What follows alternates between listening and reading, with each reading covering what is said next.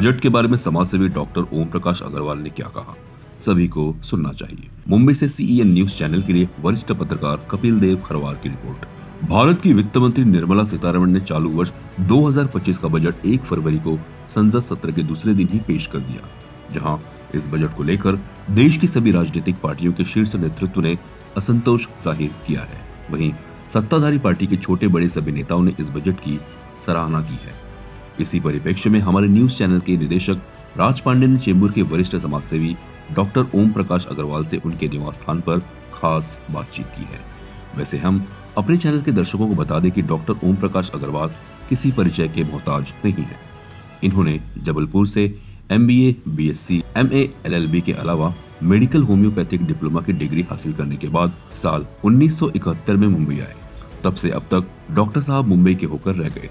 ना तो मुंबई ने उनको छोड़ा, ना ही इन्होंने मुंबई को। उच्च शिक्षा का देश हित में प्रयोग करना कोई इनसे ही सीखे। देश का विकास कैसे हो, गांव में खुशहाली कैसे आए और युवाओं को अधिक से अधिक रोजगार कैसे मिले, इसकी दिन रात चिंतन करने वाले और प्रधानमंत्री नरेंद्र मोदी को सलाह के रूप में निरंतर पत्र भेजने वाले डॉक्टर ओम प्रकाश अग्रवाल ने चालू वित्त वर्ष के बजट के बारे में क्या कहा, आप भी सुने। नमस्कार, आप सभी दर्शकों का सीएन न्यूज चैनल में स्वागत है। इस वक्त मौजूद है मुंबई में और मुंबई का सबसे अच्छा और मशहूर इलाका है चेंबूर, जहां पर एक वरिष्ठ समाज सेवक रहते हैं जिन्होंने देश के हित के लिए, भारत के हित के लिए कई ऐसे सुझाव और पत्र भारत सरकार को लिखे हैं, जिसमें उन्हें कई बार उस पत्र का जवाब भी आया है और डायरेक्ट पीएमओ से उन्हें कॉल आता है कि भैया आपने ये सुझाव दिया था, उसके ऊपर हम अमल कर रहे हैं, उसके ऊपर हम काम करेंगे। भारत सरकार ने जो इस बार बजट पेश किया है 2025 में, इस बजट के लिए भी उन्होंने कई सुझाव दिए थे। कई सुझाव के ऊपर उन्होंने पत्र लिखा था, जिसमें सरकार ने मान्य किया है और इस बजट में वो चीज़ें लागू हुई है। और ये जो समाज सेवक हैं, ये रहते हैं चेंबूर में। इनका नाम है ओम प्रकाश अग्रवाल जी और हमारे साथ मौजूद हैं और सीएन न्यूज़ की एक्सक्लूसिव इंटरव्यू में आपको उनके बारे में काफ़ी चर्चा बताएंगे। उनके बारे में बताएंगे कि देश के हित के लिए किस तरह का काम कर रहे हैं और काफ़ी पढ़े लिखे हैं। सबसे पहले तो आपका सीएन न्यूज़ चैनल में स्वागत है। धन्यवाद आपको बहुत बहुत। आपके साथ में जब हम बैठे स्टार्टिंग में चर्चा किए तो ऐसा लगा कि देश ने एक अच्छे समाज सेवक को भारत माता ने जन्म दिया है और भारत की सेवा करने के लिए आप इस धरती पर जन्म लिए हैं। ऐसे आपके सभी पत्र को देखकर, आपके सभी विचारों को सुनकर हमें लगा, इसलिए हमें लगता है कि आपसे और कुछ जानना चाहिए। आपके अंदर एक कैसे दिमाग में आया कि आपको इस तरह के चीज़ों को फॉलो करना चाहिए, देश हित में काम करना चाहिए, क्या कहेंगे इस पर आप? देखिए, ये तो हमारा कर्तव्य बनता है। और स्कूल के ज़माने से जब हम लोग स्कूल में पढ़ते थे, उस ज़माने में भी जब मैं 8वीं क्लास में था, तभी हम लोग एक पत्र निकालते थे, हैंड रिटन पत्र। फिर इसके बारे में हम लोगों ने पत्रिका निकाली। फिर इसके भीतर से हम लोगों ने विद्यार्थी परिषद में काम किया, वहाँ पर जनसंघ में काम किया। यहाँ पर भी हम लोगों ने अपना नापा बीजेपी हर्षू जी के साथ में मुझे काम करने का मौका मिला। अडवाणी जी जब यहाँ पर जबलपुर में पहली बार आए तो उनकी पहली पब्लिक मीटिंग जबलपुर में मैंने अरेंज की, क्योंकि ज़माने में मैं कार्यालय प्रमुख था। जब मैंने LLB किया तो मेरे साथ में जो लोग जो टीचर्स थे वो हाई कोर्ट के जज बन गए, कोई सुप्रीम कोर्ट के जज बन गए। तो इतना भी मेरे को एक गाइडेंस प्राप्त हुआ। और मेरे जो पिताजी जो है, he was a real genius.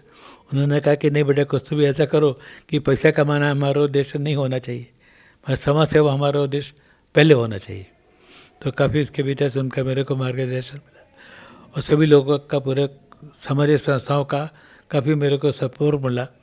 करीब 35-40 साल से यहाँ के जितने कोऑपरेटिव इंस्टीट्यूशंस है उसके साथ भी मैं जुड़ा रहा हूँ। तो काफ़ी ऐसा लोगों के साथ में संपर्क है। जब मैं विद्यार्थी परिषद जब हम लोगों का मैं कहा जनरल सेक्रेटरी था, तो गुरु गोलवलकर जी के भी साथ में मेरे को नागपुर में रह कर के मेरे को उनके साथ में भोजन करने का मिलने का सौभाग्य प्राप्त हुआ। दीनदयाल जी उपाध्याय जब कालीकट में से लौट करके जब उनका मुगल सराय में मर्डर हुआ, तो उसके पहले उनका भी जो सम्मेलन था कालीकट का, जब वो जबलपुर से होकर के गए तो भी उनके स्वागत करने का कार्यक्रम करने का मेरे को सौभाग्य मिला। नानाजी देशमुख के साथ में सौभाग्य मिला। कुशव भाऊ जी ठाकरे थे, तो जब मैं भोपाल में जाता था तो साथ में हम लोग एक ही कार्यालय में हम लोग सोते थे।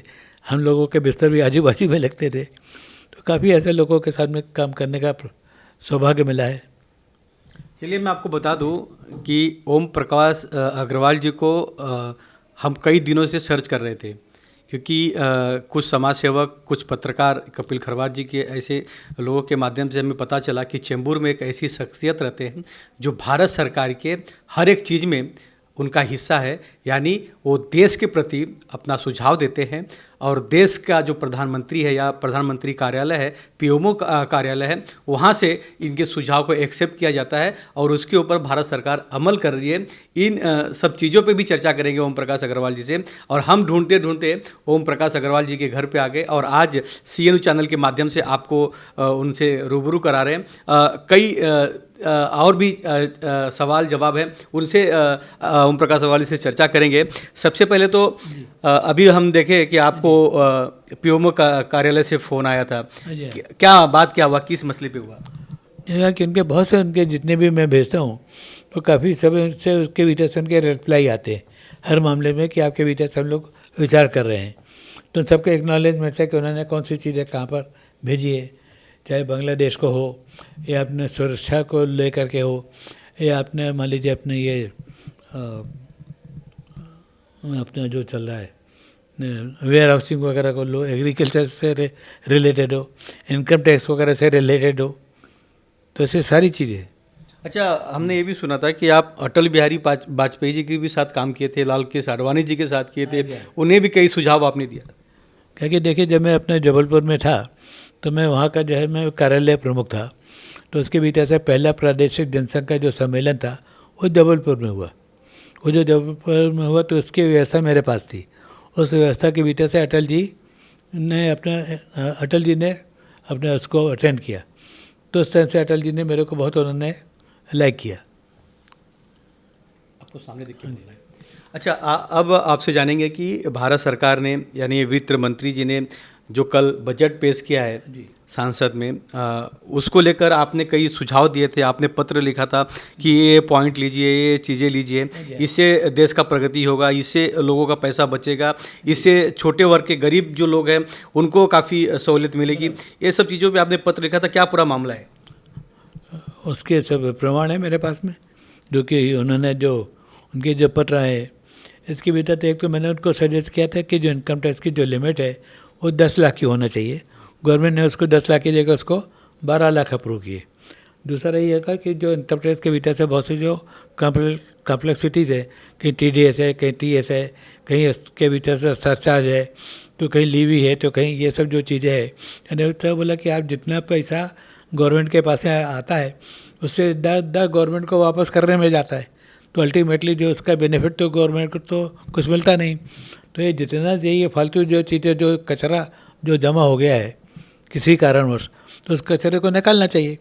तो उसके भीतर भी गवर्नमेंट ने बहुत कुछ उसके भीतर से मैंने उसको निकालने का उन्होंने बजट में अनाउंस किया है कि बहुत सी चीज़ें उन्होंने कम कर दी, निकाल दिया है। और गवर्नमेंट ने कमेटी भी बनाई निर्मला जी ने कि जितने भी ऐसे बोले जो चीज़ें जो आई है, बोले जो कंप्लाइंसेस है, बोले 3 महीने में 6 महीने में उनके पास से पूरी रिपोर्ट आ जाए, तो जितनी भी ऐसी चीज़ें उन सब चीज़ों को निकाल दिया जाए। अपील के भी बारे में अभी इनकम टैक्स के भीतर भी जो अपील है वो 10 साल तक पेंडिंग है, क्योंकि पहले फर्स्ट अपीलेट कमिश्नर के पास आती, फिर सेकेंड के पास, बाद में डिप्टी, फिर ज्वाइंट, फिर ट्रिब्यूनल, और फिर हाई कोर्ट, फिर सुप्रीम कोर्ट। तो 10 साल तक एक चीज़ का निपटारा नहीं होता है। तभी निर्मला जी ने डिक्लेयर किया है कि इसकी टाइम लिमिट है 2 साल में, 3 साल में उसको पूरा होना चाहिए, और उसके गाइडलाइंस उन्होंने इशू किए।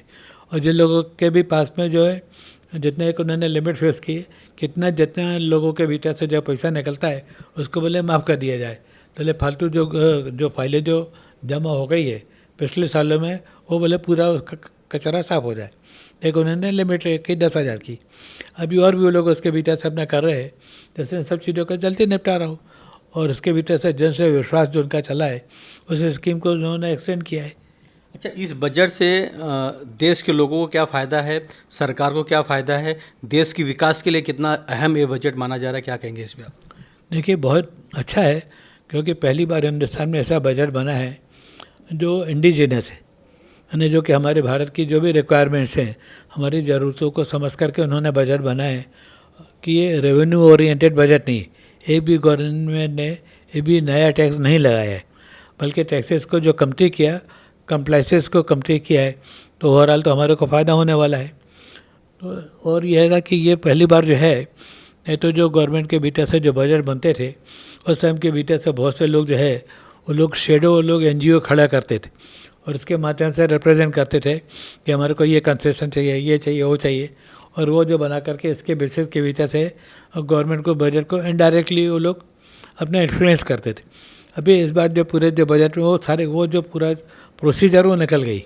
अब इनको जो लोगों की जो वास्तविक ज़रूरत है उसके हिसाब से उन्होंने बनाए, ये तो बहुत अच्छी बात है। अच्छा, आपने एक पत्र लिखा था, हमने आपका फाइल देखा, न्यूक्लियर पावर के बारे में आपने एक पत्र लिखा था। ये क्या पूरा मामला है, इसके बारे आपने सुझाव दिया था सरकार को? क्लीन पावर, हाँ, न्यूक्लियर पावर। तो न्यूक्लियर के बारे में मैंने उनको ये सुझाव दिया था कि जो न्यूक्लियर बड़े बड़े जो प्लांट आप लगाते 1000 मेगावाट के, 600 मेगावाट के, उसको लगाने के बजाय जब मनमोहन सिंह जी जब प्राइम मिनिस्टर थे तो उन्होंने अमेरिका के साथ में सिविल न्यूक्लियर के उन्होंने समझौता किया था। यहाँ पर सिविल रिएक्टर अगर हम लगाते हैं तो उन्होंने ये स्पेसिफाई नहीं किया था कि कितने वाट का लगाएंगे, मगर वो छोटे छोटे इतनी बड़े जगह में अगर मान लीजिए 50 मेगावाट है, 100 मेगावाट है, 200 मेगावाट है, तो एक जगह का अगर मान लीजिए हम 50 अगर रिएक्टर लगाते हैं, एक तो वो हमारे को मॉडुलर तो उसके वजह से हमारे को एक जैसा अगर एक प्रकार का अपना ये सेंटर बनता है, उसके अगर हम 50 पीस बनाते हैं तो बनाने की वजह से उसका कास्ट भी कमती आएगी और उसके वजह से हम पूरा उसको हम यूज़ कर सकते हैं। उसकी टेक्नोलॉजी भी हमारे पास है और वो जो सिविल जो बनेगा उसके भीतर से जो एक्सपर्टीज़ है, हम फ्रांस से भी हम कोलैबोरेट कर सकते हैं, अमेरिका से भी कर सकते हैं। तो इसके बारे में आपने पत्र व्यवहार किया सरकार से? तो उसकी भीतर से तो न्यूक्लियर एनर्जी अगर आ जाएगी तो न्यूक्लियर पावर सबसे कास्टली है और 2 पैसे पर यूनिट पड़ती। हालांकि इसके बारे में कुछ सुझाव आया सरकार की तरफ से, पीएमओ कार्यालय से? इनमें सब वर्किंग चालू है। अच्छा, वो भी मैंने अपने करीब 2019 में 20 में मैंने पूरे सजेशन दिए। अच्छा, देश के प्रगति में सबसे बड़ा जो महत्व रखता है मोडल ट्रांसपोर्ट। हाँ, एक कोई भी सामान हो, एक लगेज हो, एक जगह से दूसरी जगह पे पहुंचाना है, उनको छोड़ना है, पिकअप और ड्रॉप, इसके बारे में क्या सोच रखते हैं आप? मेरा ये कहना है कि अभी सबसे ज़्यादा जो लॉजिस्टिक कास्ट है तो जो ट्रांसपोर्टेशन की जो बढ़ती करीब हिंदुस्तान में 13 से 14% है, जबकि चाइना के भीतर से करीब 7% के करीब है। तो क्योंकि उसका रीज़न ये है कि अभी मान लीजिए या तो अगर हम रोड से ट्रांसपोर्ट करते हैं तो हमारे को सड़क बनानी पड़ती है, मेंटेन करना पड़ता है, हमारे को डीजल खरीदना पड़ता है। और उसकी जगह में अगर हम मान लीजिए अगर हम रिवर से अगर हम करते हो, वाटर से, चाहे ओशन के माध्यम से हो या रिवर के माध्यम से हो, तो रिवर के भीतर से गवर्नमेंट ने अभी इंटरलिंकिंग चालू किया है। और यहाँ पर जो अपने को जो बाकी ओशन के माध्यम से जो रहती है तो हमारे को सड़क बनाने को मेंटेन करने की ज़रूरत हमारे को नहीं पड़ती है, खाली हर साल हमारे को खाली इसकी सफाई करना पड़ती है। तो वो हमारी जो कास्ट एकदम कम हो जाती है चाइना के जैसी। तो यहाँ पर जो चाइना का जो एग्जांपल है अभी इसको भी गवर्नमेंट ने फॉलो करना, अभी इसको उन्होंने डिक्लेयर किया है कि हम करेंगे तो हमारे को एक्सपोर्ट के भी तो हमारे को पड़ेगा। इसके लिए चाइना हमारे को हम लोग उसके सामने खड़े नहीं हो पाते। वैसे मैंने सजेशन दिया कि हमारे जो कास्ट ऑफ फाइनेंस है वो बहुत ज़्यादा है।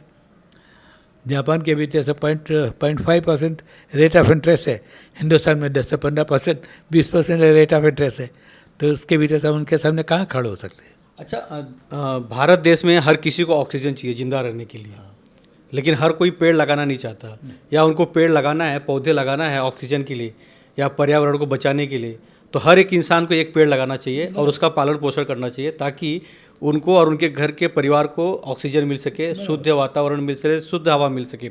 इसके बारे में क्या सोच रखते हैं, क्योंकि आप एक सीनियर हैं, आपने समाज के भलाई के लिए कई ऐसे प्रोजेक्ट पे काम कर रहे हैं, कई बड़े नेताओं के लिए आपने काम किया, पीएमओ कार्यालय से आप संपर्क में हैं, इस पे क्या सुझाव रखते हैं? मैंने उनको सजेशन किया था कि अभी जो हमारे जो स्टील बनती है उसके भीतर से वो लोग क्या कहते हैं, तो ब्लास्ट फर्नेस वो लोग यूज़ करते हैं। उस ब्लास्ट फर्नेस में क्या है कि लोग ऑक्सीजन प्लांट लगाते हैं, ऑक्सीजन को लोग जलाते हैं, ऑक्सीजन जो को जला करके वो लोग ब्लास्ट करते हैं, उसके भीतर से स्टील बनाते हैं। तो अल्टीमेटली जो हवा में जो ऑक्सीजन है वो तो लिमिटेड है, उसी ऑक्सीजन को अगर जलाने में यूज़ करेंगे तो ऑक्सीजन तो अपने आप कम होने वाली है। तो मैंने उससे बोला कि इसके ब्लास्ट फर्नेस की जगह में एक उनका ग्रेफाइट आता है, वो ग्रेफाइट के इलेक्ट्रोड बनते हैं। तो जब भी अभी टाटा वाले जो हॉलैंड में जो चालू कर रहे हैं यूके में, तो उसमें क्या रहता है कि दो दो इलेक्ट्रिक के जैसा सिनेमा में देखते हैं, तो जो स्पार्क जब सामने से आते एक जगह से दूसरी जगह, तो उसमें से इतनी हीट पैदा होती है कि उस हीट में से हम लोग उसे बना सकते हैं। तो हमारे को उसको ग्रीन स्टील बोलते हैं। उसकी वजह ये है कि वो टेक्नोलॉजी अलग है, मगर वो टेक्नोलॉजी हमारे यूज़ करेंगे तो ऑक्सीजन को जब जो फालतू में जो हम जाया करते हैं वो ऑक्सीजन हमारे को बच जाएगी। अच्छा, एक सवाल और हमारे पास है, आपसे जानना है कि भारत देश का छोटे वर्ग हो या बड़ा वर्ग हो, गरीब हो या अमीर, हर कोई अपना इन्वेस्ट करता है, कोई बिजनेस में कर रहा है, कोई प्रोजेक्ट में कर रहा है, कोई काम में कर रहा है, तो उसका पैसा व्यर्थ न जाए। समझो अगर कोई ये कंपनी खरीद रहा है, उस कंपनी लॉस हो गई, तो पॉलिसी उसका क्या होना चाहिए, इंश्योरेंस पॉलिसी किस तरह का होनी चाहिए कि वो अपना लॉस बचा सके या उसका जो घाटा है वो रिकवर कर सके, इसके बारे में भी आपने पत्र व्यवहार किया है देश को? मेरा यह है कि बहुत सारी चीज़ें जो हमारे को डाइवेस्टमेंट हमारे को करना चाहिए। आज जैसे मान लीजिए अगर भारत पेट्रोलियम है या हिंदुस्तान पेट्रोलियम, आज हम लोग क्या करते हैं कि इसके भीतर से हम लोग बहुत से प्रोडक्ट्स बनाते हैं। जैसे मान लीजिए उन्होंने एक LPG उसका कंपोनेंट, पेट्रोलियम उसका कंपोनेंट, डीजल उसका कंपोनेंट, जो बिटुमन जो अपन जो लगाते हैं जो डामल है वो भी उसका कंपोनेंट, और उसके साथ साथ में बहुत सारे स्पेशलाइज केमिकल बनते हैं जो PVC रेजिन वगैरह इस टाइप की चीज़ें बनती है। तो अगर हम लोग इसके बजाय जो है PVC रेजिन में अगर हम कंसनट्रेट करेंगे उसमें ज़्यादा पैसा मिलता है। उसी में से लोग लुब्रिकेंट बनाते हैं। अभी हम लोग लुब्रिकेंट भी बनाएंगे, जबकि लुब्रिकेंट बनाने के लिए मतलब कैस्ट्रॉल वगैरह बहुत सारे लोग अवेलेबल है। तो हमारे को जैसे हमारे को बनाना चाहिए ऐसा तो कुछ है नहीं। इथेनॉल अगर हम बनाते हैं तो इथेनॉल जो है हम लोगों से रिप्लेस कर सकते हैं, कम से कम 25% से लेकर के 50% इथेनॉल अगर हम लोग बनाते हैं तो इथेनॉल या तो अल्कोहल से अपन जो बनाते हैं जो मोलेसेस है, तो या तो उसमें से शुगर जो अपन बनाते हैं, शक्कर बनाने के लिए पहले उससे तो खंड तो बनाना पड़ता है। जैगरी को अगर हम प्रमोट करते हैं तो उसमें केमिकल बहुत कम लगती है, मगर वो जैगरी जो है वो हमारे को उससे डायबिटीज़ नहीं पैदा होती, मगर वो जैगरी इसको सफाई करके जब वाइट शुगर बनाते हैं और उसमें जो केमिकल लगाते हैं उस केमिकल की वजह से वो हमारे को शरीर के लिए फ़ायदेमंद नहीं। तो मैंने इसको 3 कंपोनेंट रखे। एक तो उसके भीतर से जो आप खट सारे आप गुड़ा बनाओ, गुड़ बनेगा तो लोकल लेवल में बनेगा तो हज़ारों लोगों को उसके भीतर से एम्प्लॉयमेंट मिलेगा, पहला। दूसरा ये है कि जब आप ट्रांसपोर्ट करते हो तो ट्रांसपोर्टेशन अभी हम लोग खाली गन्ने का हम लोग ट्रांसपोर्ट करते हैं, जिसके भीतर से ओवरलोडेड ट्रक अपना चलते हैं ट्रक, तो उसके भीतर से रोड भी डैमेज होती है और वो वहाँ पर पूरे ट्रक ले जा करके फैक्ट्री में खाली हो जाते हैं और आराम से लोग उसको खाली करते हैं, खाली बोले यहाँ और खड़े रहते हैं 1 दिन 2 दिन 10 दिन। तो उसके बजाय मैंने उनको सजेस्ट किया है कि जहाँ पर वो गन्ना पैदा होते हैं उन लोगों को ही आप बोलो कि यहाँ पर ही उसको आप एल्यूमिनियम कैन में आप भरो, तो instead of can the inter उसका शुगर कैन के जूस के रूप में आप लेकर के जाओ। जब शुगर कैन का जूस आप लेकर के जाओगे तो हिंदुस्तान में जो गन्ना होता है उसमें से 10% खाली गन्ना का जूस निकलता है, 90% तो खाली ऊपर का अपना बक्कल रहता है। अभी इसको वो लोग अपना बगासी के जैसा जलाने में यूज़ करते हैं। देखा बजाय इसके कि अगर उसी खेत के भीतर ही अगर वो लोग गुड़ बनावे या उसका जूस बना करके अगर वो लोग ट्रांसपोर्ट करते हैं तो वो 90% जो मटेरियल बनता है कटिंग करके that can be use as a bio fertilizer, उनको उसका ज़रूरत नहीं रहेगी। और कंपनी के भीतर जो उन्होंने लंबी चौड़े जो इतनी जगह दे करके रखी हुई है तो उनको भी उतना स्टोर करने की उनको ज़रूरत भी नहीं। और जो उनके पास जो जूस आएगा इमीडिएट वो लोग उसका टेस्टिंग हो जाती है 5 मिनट में, तो वहीं लेबोरेटरी चेंज करके तो उनको भी पैसे के लिए उनको वेट करने की ज़रूरत नहीं। They can get the payment immediately कि भैया इतना बना है तो मेरा 9.5 टका निकला है, तो 10 निकला है, 10 निकला है, जितना निकला है तो फटाफट उन लोगों को पेमेंट भी हो जाएगा, ट्रांसपोर्ट का भी खर्चा बचेगा, क्योंकि 10 जगह की जगह में उनको एक जगह में। किसानों को काफ़ी फ़ायदा होगा इसका, किसानों को भी फ़ायदा है, शुगर वालों को भी फ़ायदा है, तो उसके लिए भी मैंने लिखा है, इसके लिए भी मैंने लिखा है। एक चीज़ आपसे जानेंगे कि भारत देश में मैं देख रहा हूँ कि चाइना के प्रोडक्ट सबसे ज़्यादा बढ़ रहे हैं, उसकी मांग भी लोगों के है, और ये इसकी मांग क्यों है, या चाइना सबसे ज़्यादा भारत में एक्सपोर्ट इंपोर्ट कर रहा है, सबसे ज़्यादा अपनी चाइना का माल लाके यहाँ पे भारत में सेल कर रहा है, बेच रहा है, तो हम भारत क्यों इसके ऊपर काम नहीं कर पा रहे? हम भारतीय अपने स्वदेशी माल को क्यों नहीं बना के इस तरह के प्रोडक्ट लॉन्च कर रहे हैं, ताकि इतने जो पैसे इंडिया से चाइना में जा रहा है वो बचेगा और अपने भारत का विकास होगा इसमें। देखिए उसके मेन पर्पज़ ये है कि चाइना ने पूरा उसका जो इकोनॉमी है वो एक्सपोर्ट ओरिएंटेड इकोनॉमी है। उनका लोकल कंजम्पशन उनका बहुत कम है, और जबकि हिंदुस्तान में अभी अपनी जो इकोनॉमी डेवलप हो रही है, एक्सपोर्ट ओरिएंटेड डेवलप नहीं कर रहे। हम लोगों ने जो इकोनॉमी है लोकल बेस्ड है कि हमारे को इतनी ज़रूरत है इतनी हम बनाएंगे। और वो लोग ये नहीं सोचते कि हम हमारे लिए बनाएंगे, वो लोग ये सोचते हैं कि हमारे को इस लेवल में बनाने का है कि हम मान लो और वर्ल्ड में सप्लाई करें। तो आज मान लीजिए छोटी चीज़ को अगर आप बनाने के लिए जाएंगे तो उसके कास्ट ज़्यादा पड़ने वाली, जब उसी को मास स्केल में आप बनाएंगे तो उसके प्रोडक्शन कास्ट कमती पड़ने वाली, उतना ट्रांसपोर्टेशन भी आपको कम करने पड़े, आपको कमती करने वाले। उनके खुद के उन्होंने जहाज़ उन्होंने डेवलप किए, सबसे बड़ी शिपिंग अभी जो है इसके चाइना की, उसकी वजह से उन्होंने कंटेनर डेवलप किए, जबकि अपने यहाँ पर कंटेनर का तो अभी लोग सोचा हम करें नहीं करें, फ़ायदा होएगा नहीं होएगा, हम लोगों ने डेवलप किया नहीं। और वहाँ पर जो कास्ट ऑफ फाइनेंस है वो वहाँ का कास्ट ऑफ फाइनेंस भी कमती है। तो ये सब चीज़ों के वजह से जो हमारी जो दिक्कतें हैं, हमारे को दोनों देन है, क्योंकि हमारे को तो लोगों को भी देखना है, 140 करोड़ लोगों को, और बाहर भी हमारे को सप्लाई करने का है। तो हमारी जो पूरी जो रेंज ऐसी बनना चाहिए कि हम लोग हमारा भी पेट भरे और बाहर के दूसरे भी हम लोग पेट भरे। सरकार इसके ऊपर किस तरह अमल करे कि भारत के छोटे वर्ग को भी काम मिले, रोजगार मिले? जैसे यूपी के है, कई ऐसे राज्य है, उत्तर प्रदेश है, बिहार है, उड़ीसा है, छत्तीसगढ़ है, राजस्थान है, वहाँ के लोग क्या करते हैं, शहर में भागते हैं। अगर इस तरह के छोटे छोटे रोजगार हर किसी के घर में होगा तो शायद लोग शहर की तरफ कम मूव करेंगे, गांव का विकास ज़्यादा होगा। तो इसके लिए सरकार को क्या करना चाहिए, इस पर क्या सुझाव आपकी है? देखिए, हमारे यहाँ पर जो पहले जो है अगर हम देखें तो एक ज़माने के भीतर से आज के करीब समझिए कि अंग्रेजों के आने के पहले तक हिंदुस्तान में सबसे ज़्यादा डेवलप्ड टेक्सटाइल इंडस्ट्री थी। चाइना की सिल्क चाइना का था, मगर टेक्सटाइल इंडस्ट्री हमारी थी। और टेक्सटाइल इंडस्ट्री से लेकर के आज हम लोग जो है जो कॉटन का जो पालन है वो हम लोगों ने इसके क्वालिटी के भीतर से ध्यान बहुत कम दिया है। और बोले हमने इतना कॉटन बनाए, बांग्लादेश को भेज दो, लोग करते बैठेंगे। तो उसके वजह जो लॉन्ग स्टेपल कॉटन जो कहलाता है, जैसे इजिप्ट का कहलाता था, तो हम लोग भी अगर ऐसी वैरायटी को डेवलप करेंगे, लोग कर सकते हैं, कोई इसमें परेशानी नहीं है। खाली हमारे को डेवलप करने का कि हम भी ऐसा ही कॉटन डेवलप करें और जगह में हम लोग कॉटन न बनावे कि जहाँ पर कॉटन की उत्पादन होता हो।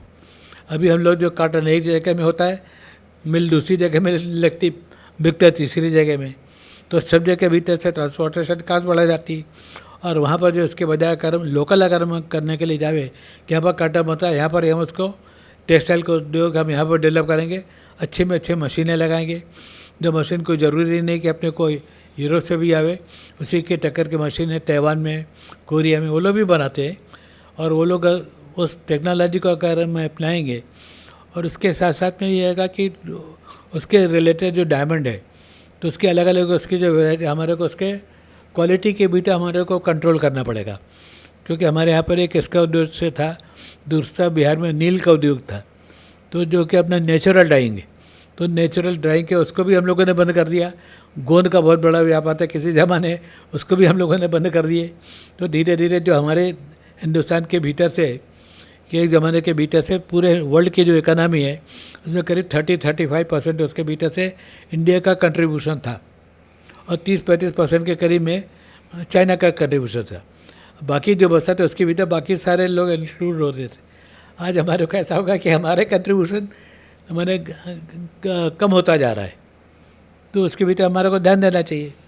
अभी ऐसा मैंने रबर का लिखा हुआ है कि रबर का हम लोग डिपेंड करते हैं कि हमारे को केरला में ये होता है वो होता है, मगर खाली ये नहीं कि अभी आजकल नकली रबर जो है, आर्टिफिशियल रबर इतनी बनती, तो प्लास्टिक की ये जो बड़ी बड़ी जो इंडस्ट्री है, गवर्नमेंट उसके भीतर एमाइज की जो इंडस्ट्री कहलाती है इथिल अमीन को, तो इथिल अमीन को अगर गवर्नमेंट अगर डेवलप करेगी तो आर्टिफिशियल रबर वो भी उतना ही काम करती है जितना अपने को नेचुरल रबर काम करती। दोनों में आप क्लासीफाई कर सकते हैं कि नेचुरल रबर के लिए यही इंडस्ट्री के भीतर से नेचुरल रबर काम मिलेंगे, इंडियन इंडस्ट्रीज़ के लिए जो है टायर वायर ये सब के लिए जो है हम अपना ये आर्टिफिशियल रबर का यूज़ करेंगे, तो दोनों का बराबर मौका मिलेगा और हम लोग वर्ल्ड स्टैंडर्ड के भीतर से हम उसे कम्पीट कर सकते हैं। अच्छा, भारत देश के लिए एग्रीकल्चर वेयर हाउस कितना ज़रूरी है? क्योंकि हम देखते हैं कि लोगों का जो भी सामान होता है एक्सपायर हो जाता है और कोई स्टोर करने की जगह नहीं रहती है, इसकी वजह से वो कचरे में फेंक देते हैं, जिससे आने वाला इनकम भी गया, प्लस जो सामान खराब हुआ है वो भी किसी उपयोग में नहीं गया क्योंकि वो कचरे के ढेर में चला गया। तो इसको संभालने के लिए, बचाने के लिए सरकार को किस तरह गाइडलाइंस की ज़रूरत है, या लोगों को हर तालुका में, हर ज़िले में इसकी किस तरह की सहयोग मिल सके सरकार की तरफ से, ताकि लोग इस तरह जो नुकसान होता है लोगों का बचाया जा सके। इस पे ऊपर भी आपने पत्र व्यवहार किया? मैंने उसके बीटे भी मैंने लिखा हुआ है कि हिंदुस्तान में जितना हम लोग जो वेजिटेबल्स वगैरह जो पैदा होते हैं, कम से कम उसमें से 28% उसके भीतर से वेस्टेज होता है, क्योंकि जो किसान पैदा करते हैं वहाँ से वो लोग खरीद करके APMC में लेकर के आते हैं, APMC फिर यहाँ से लोग खरीद करके लेकर के आते हैं, और यहाँ पर उसके भीतर कोई MRP वगैरह नहीं है। यहाँ पर हम लोग उसको मनमाने दाम पर हम लोग बेचते हैं, बोल करके कि ये दाम बढ़ गया, दाम घट गया, दाम बढ़ा कि घट गया वो किसी को पता नहीं, खाली वो लोग बोलते हैं, इसलिए हम लोग बिलीव करते हैं। तो इसके MRP अगर उनको देने का है तो मेरा सजेशन है कि जिस जगह में पैदा होती है वहाँ पर ही पैकेजिंग यूनिट आप लगाइए, किसानों का मदद करिए। है उनके नाइट्रोजन सिलेंडर्स आते हैं कि उसके भीतर से आप बोले इसके भीतर से आप पैक करिए पॉलीथीन में, जिसमें भी आप पैक करो कि भाई 1,100 किलो का, 200 किलो का, 50 किलो का, 50 ग्राम का एक कंज्यूमर पैकिंग के जैसा आप लिखो कि भाई मैंने ये डेट को ये प्रोड्यूस हुआ। तो हमारे को लगेगा कि यहाँ आने के लिए 6 महीने लगे कि 2 महीने लगे, साल भर लगे। तो वो जो पूरा पैकेजिंग का वहाँ पर ही होगा, और वहाँ से ये अलाउड रहे कि वो लोग डायरेक्ट ला करके यहाँ पर बेच सकते हैं। कोई ज़रूरी नहीं कि वो लोग APMC में बेचे। APMC में बेचते बोले भाई चले जाएंगे, भिंडी है चले बाजार में कोई ना कोई तो खरीदेगा, तो फिर वो लोग तो अपने हाथ से लोग डिक्टेट करेंगे और झूठा बोलेंगे। तो उसके वजह इलेक्ट्रॉनिक मंडी जैसा गवर्नमेंट डेवलप कर रही है कि सब जगह में लोगों को मालूम पड़ा कि अगर मैं यहाँ पर बम्बई में बेचता हूँ तो क्या दाम में बेचता हूँ, कलकत्ते में बेचूंगा क्या दाम में मिलेगा, महाराष्ट्र में क्या दाम में बेचेगा। तो MRP जो है उस किसान के लेवल के भीतर से डिसाइड होना चाहिए। अब मार्केट डिसाइड करो कि अगर मान लीजिए 10 रुपये किलो में मैंने ख़रीदा तो बाज़ार के भीतर से ज़्यादा आप उससे 50% आप चार्ज करो। कैलकुलेशन कर लीजिए कि भाई मैं 15 रुपये के ऊपर नहीं बिकेगी, 10 रुपये का उसका एक खासा मैन्युफैक्चरर जो हम दे रहे हैं। जैसे आज हम गेहूँ में देते हैं, दूसरी जगह में आप MSP देते हो, वेजिटेबल्स के भीतर भी आप चालू करो, नाइट्रोजन के भीतर से आप पैक करिए। और जितने अपने जो ऑनियंस वगैरह है सबके लिए BRC ने डेवलप किए रेडिएशन के लिए, कि उसके भीतर से जो सड़े जाते हैं वो उसके पानी की वजह से सड़े जाते हैं। उसके भीतर से अगर हम उसको रेडिएशन करेंगे तो उसके भीतर से चाहे आपका लहसुन हो, चाहे आपका टमाटर हो, चाहे आपके जो पोटैटो है, इन सारी चीज़ों को आप डिहाइड्रेट कर लेंगे और जहाँ पर लेकर के खाली पानी में आपको उबालने का जैसा कहता है आपको मिलेगा। तो टेक्नोलॉजी है मगर इसका उपयोग नहीं है, तो ढंग से हम उपयोग करेंगे तो आपकी ढेर सारी चीज़ें स्टेबलाइज हो जाएगी। सोचिए ओम प्रकाश अग्रवाल जी भारत देश के लिए कई ऐसे बड़े सुझाव उन्होंने दिया है, सरकार को पत्र लिखा है, जिसके ऊपर PMO कार्यालय से उन्हें पत्र भी आया है कि भैया आपने पत्र लिखा था, इसके ऊपर हम काम कर रहे हैं और जल्द इसके ऊपर सरकार अमल करेगी। मैं आपको बता दूं कि ओम प्रकाश अग्रवाल जी सिर्फ सरकार के लिए ही काम नहीं करते, या देश के हर एक कोने में इनका काम है, क्योंकि हर एक भारत देश के नागरिक का पैसा बचे और उनको सरकार से फ़ायदा हो, उनके पैसे को कैसे बचाया जाए, इसके ऊपर वो सुझाव देते हैं। और हाल ही में कुछ महीनों पहले हमने इनका एक बार और इंटरव्यू किया था, जब राम भगवान की लीला, यानी भगवान श्री राम जी की यहाँ पर बाजू में गांधी मैदान में उनकी लीला दिखाई जाती है। पूरे चेंबूर के लोग वहाँ पे इकट्ठा होते हैं। कई सालों से रामलीला बनता, जिसके लिए ओम प्रकाश अग्रवाल जी ने अपनी अहम योगदान दिया। 1995 से आप कर रहे हैं, सोचिए कितने सालों से, और हिंदुत्व को बरकरार रखा है। मतलब देश का हर एक बच्चा भारत देश का कल्चर पढ़ सके, भगवान मर्यादा पुरुषोत्तम श्री राम जी किस तरह अपने कार्यकाल में थे, उन्होंने कैसे कैसे कार्य किया, वो सब जीवनी यहाँ पर दर्शाई जाती है, ताकि आने वाला जो युवा पीढ़ी है उनको एक सीख मिले, वो अपने माँ बाप से प्यार करे, भारत देश से प्यार कर सके। इसलिए ओम प्रकाश अग्रवाल जी हर साल रामलीला का आयोजन करवाते हैं। चलिए मैं आपको और एक अहम मुद्दे पर इनसे चर्चा करूंगा। आखिरी सवाल है हमारे पास। मैं आपको बता दूं कि ओम प्रकाश अग्रवाल जी ने मरते हुए पोस्ट ऑफिस को जिंदा कर दिया। भारत का एक अहम ऐसा पोस्ट ऑफिस विभाग है जिससे पूरे भारत को जोड़ा जा सकता है।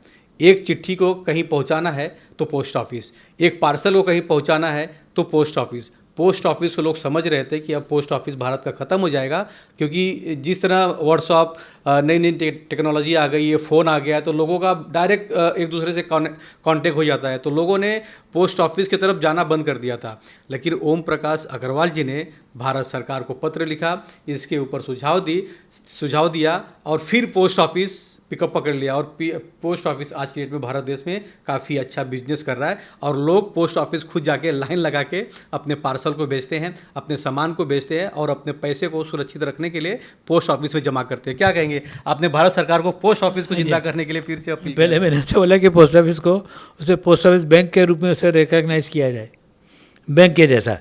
बाकी जगह को बैंक बना सकते हैं, यहाँ पर हम लोग नेशनल सर्टिफिकेट खरीदने के लिए हम लोग वहाँ पर जाते हैं, पोस्ट ऑफिस में हम लोग डिपॉजिट करने के लिए जाते हैं, PRDA बनाने के लिए हम लोग पोस्ट ऑफिस में जाते हैं, सेविंग बैंक के अकाउंट खोलने के लिए हम लोग पोस्ट ऑफिस में जाते हैं। तो उसको बैंक का दर्जा क्यों नहीं मिलना चाहिए? ये गवर्नमेंट का है, सब हर तरीके से पूरा सुरक्षित है, तो उसको पोस्ट ऑफिस बैंक का उसको दर्जा मिलना चाहिए। और उसके साथ साथ में जो गवर्नमेंट है, अभी गवर्नमेंट ने अभी बजट में भी उन्होंने अनाउंस किया है कि पोस्ट ऑफिस के भीतर से करीब 2 से 2.5 लाख पोस्ट ऑफिस है, क्योंकि उसके भीतर से बैंक के ब्रांचेस के रूप में अगर हम उसे रिकग्नाइज करते हैं बैंक के जैसा, तो ऑलरेडी करते हैं। गवर्नमेंट के जितनी स्कीम है, चाहे विश्वकर्मा स्कीम हो, बाकी जितनी छोटी छोटी स्कीमें हैं, वो सारी स्कीमें जो हैं, हाँ, तो उसके तरीके से ये सब जो चीज़ें धीरे धीरे वो सारी जो स्कीम है, जो रूरल स्कीम्स है, वो सारी स्कीमें उसके थ्रू इम्प्लीमेंट हो। तो जगह लोगों को ढूंढना पड़ा, भाई मेरे को पेंशन चाहिए, बोले मेरे को कैनरा बैंक जाना है, मेरे को स्टेट बैंक जाने का जरूरत है, पोस्ट ऑफिस से जा करके निकालो। आपको लगता है कि ले भाई मेरे को पैसा जमा करने का है, अब बैंक के भीतर से पोस्ट ऑफिस बैंक में जमा करो। कोई ज़रूरी नहीं है कि सब जगह आपको ढूंढना पड़े कि अब राष्ट्रीयकृत बैंक का है और ये बड़े बड़े बैंक वाले किधर है। तो जो नॉर्मल आदमी के लाइफ में जिन चीज़ों की आवश्यकता पड़ती है, और सारी चीज़ों के लिए उसके पोस्ट ऑफिस का आप यूज़ करो। और हर तालुका में पोस्ट ऑफिस है, हर तालुके में कैसे 2-2.5 लाख पोस्ट ऑफिस है, तो 2-2.5 लाख ब्रांच आपको मिलते हैं, जैसे कि हम अपना पार्सल हम भेज सकते हैं, वहाँ से पार्सल नाम रिसीव कर सकते हैं। मुझे लगता है कि मुझे यहाँ से गेट भेजने का, मैं वहाँ से भेज सकता हूँ। मुझे लगता है कि मेरे यहाँ पर बहुत अंगूर हुए, मेरे को अंगूर भेजने हैं बच्चों के पास में, मैंने भेज दिया। मुझे लगता है कि वहाँ से मेरे को सामान बुलाने का है, सेव बुलाने का है, मैं सेव बुला सकता हूँ। तो बजाय इसके कि हम इसके पीछे डिपेंड करें कोरियर कंपनीज़ में, उसके बजाय पोस्ट ऑफिस को अगर हम कोरियर कंपनी के जैसे लेते हैं तो हमारे लिए बहुत ही यूजफुल होगा। तीसरे मैंने उनको लगा कि पोस्ट ऑफिस को नोडल अथॉरिटी बनाना चाहिए ड्रोन्स के लिए, कि ड्रोन के थ्रू जो हम डिलीवरी करते हैं यहाँ से वहाँ से वहाँ, तो ड्रोन के भीतर शहर पोस्ट ऑफिस में जगह है, वहाँ पर टेरेस पे कहते आप उसको जगह बना दो, वहाँ पर आकर के ड्रोन उतरेंगे, वहाँ से लेकर के जाएंगे, फटाफट आपके वहाँ पर घंटों के भीतर जहाँ पर पहुँचेंगे वहाँ पर पहुँचा देंगे। तो डेट विल हेल्प। इससे भारत का आवागमन, लोगों का जो एक दूसरे से जुड़ाव है, जल्दी ज़्यादा हो जाएगा। हाँ, हम लोग सब एक दूसरे के साथ में जुड़ेंगे। सोचिए ओम प्रकाश अग्रवाल जी भारत देश के लिए कितनी बड़ी अपनी अहम भूमिका निभा रहे हैं, और 82 साल के डॉक्टर ओम प्रकाश अग्रवाल जी हो चुके हैं। और आप देखिए हमारे सामने CA न्यूज़ के कैमरे पे कि 82 साल के होने के बावजूद भी वो हार नहीं मान रहे।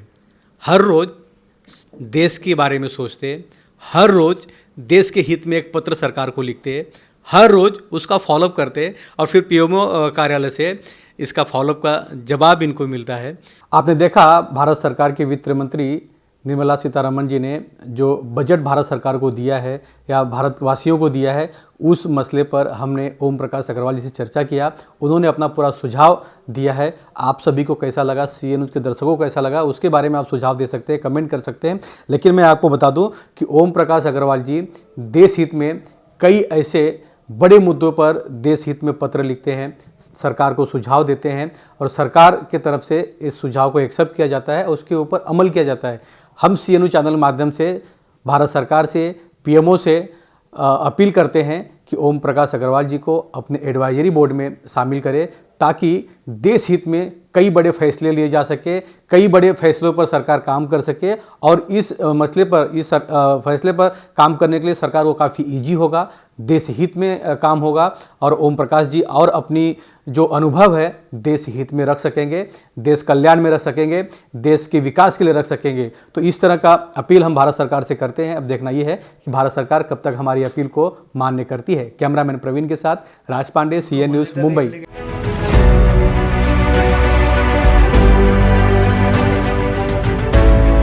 CEN न्यूज देश प्रदेश की ताजा तरीन खबरों के लिए CEN न्यूज को सब्सक्राइब करें और रहें पल पल की खबर से हर पल बाखबर।